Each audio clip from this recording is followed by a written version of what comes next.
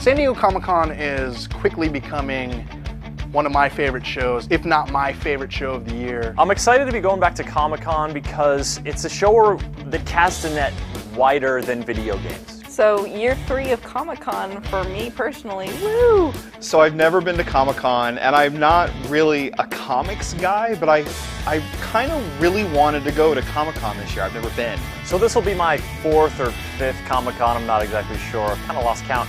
I'm just that cool. I'm so cool. I've been to so many Comics Con. So many, and I'm so cool. I want to bridge like my world to that world because I always feel like there's something in it for me. I just don't know where to begin. You got toys, you got comics, you got video games, you got TV shows, movies. Every year it's busier than the last year, and it's going to be nuts. The comics, the TV, the movies, the artists, the graphic novels, all that stuff is sort of part of the pop culture that I'm passionate about and stuff that I really enjoy. One of the bigger things that I'm particularly excited about, M14 releases that week. For those of you who don't know, that's a Magic the Gathering nerdy thing that I'm kind of super into. There's apparently a really rockstar Comic-Con exclusive where they're all alters of, like, there's altered versions of the Planeswalkers. Long story short, cool thing that I really want. I'm going to be running all over the place, and I mean, talking to people. Probably, I'll definitely be in Artist Alley. Might try to go to some panels.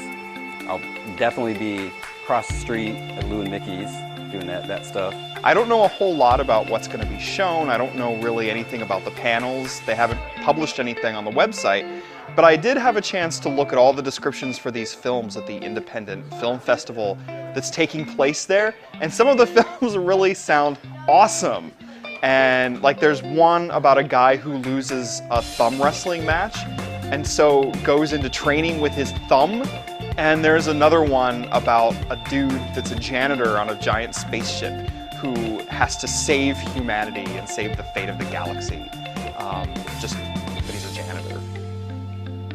Moreover, I love all the toy showcases. I'd definitely be going to check out Sideshow Collectibles. That's probably like my #1 because they always got the just crazy, insane stuff. They always have a gamut of amazingly detailed figurines from all the franchises that you can think of. You name it and it's at the booth. Mattel always has a lot.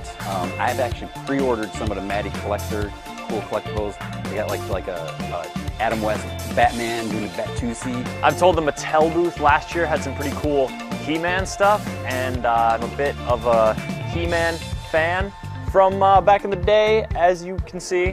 One of my cherished items here in the office, and so I think I'm probably looking forward to going to check that one out. Don't tell my daughter, I got her a Monster High doll. They have this exclusive doll, so I'm getting that for her. Comic-Con tends to have lots of cool things that I really want. Last year they had the My Little Pony exclusive that I think technically her name is Bubbles, but we all call her Derpy Hooves. I kind of really wanted that, kind of didn't get it. Hasbro, they always got tons of stuff. They got all the like Marvel figures, and they got the little 3/4 figures. So that'd be cool. One of the things that's coming back to Comic-Con 2013 that I really, really enjoyed last year was the Walking Dead escape run through Petco Park. And last year's was filled with survivors and zombies attacking you, and it was about 30 to 40 minutes of running through Petco Park trying to escape the zombie apocalypse. But this year, it's supposedly a lot longer. I saw some sweaty videos from GameSpot last year for this Walking Dead obstacle course and the zombies and the clambering about. I'm intrigued. So when I heard Walking Dead experience, I thought, oh cool, this is going to be like a haunted house, right? There's going to be zombies and walking around. There will be dead and they will be walking. What they didn't mention was that it was not so much Walking Dead as much it was zombies plus obstacle course. And as a fluffy gamer, I was like, I'm not prepared for this at all. So they strapped a camera onto me, and by they I mean like Homer, and asked me to run the course. I'm not really one for running. What they should have is zombies with machetes and chainsaws.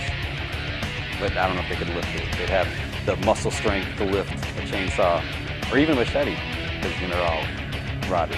But it was fun, and it was intense. The Walking Dead experience is definitely one of those things I'm looking forward to. Looking forward to the stage show this year. We've got some cool guests coming on to talk about games, but also to maybe draw some stuff or maybe talk about some figurines and show off the whole breadth of what Comic-Con has to offer for you folks watching at home. Cosplay is super awesome. Lots of creativity goes into that. Cosplay is obviously huge. I'm really interested to see what people bust out this year, because it continually impresses me, the amount of detail and the amount of heart people put into these costumes. LARPing? Am I gonna do any LARPing? So my LARPing days are long behind me. We don't talk about those times. I no longer cast the lightning bolts. But should somebody call upon me to take up foam sword and foam shield, I may have to answer that call. There's also just the manic weirdness that comes from all of these people descending on a tiny space. Some of them are dressed up, some of them are super amped up. It's just this like weird mixture of humanity that produces some really wonderful things, but also some strange things.